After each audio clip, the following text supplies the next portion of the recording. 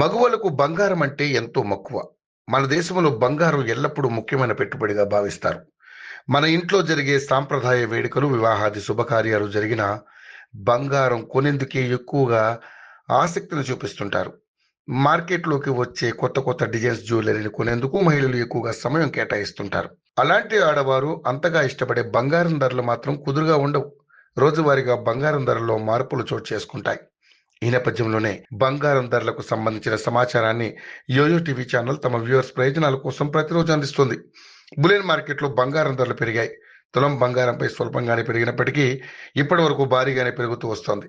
ఇక దేశీయంగా 22 క్యారెట్ల 10 గ్రాముల బంగారం ధర 82,690గా ఉండగా, అదే 24 క్యారెట్ల 10 గ్రాముల బంగారం ధర 90,210 రూపాయల వద్ద కొనసాగుతోంది.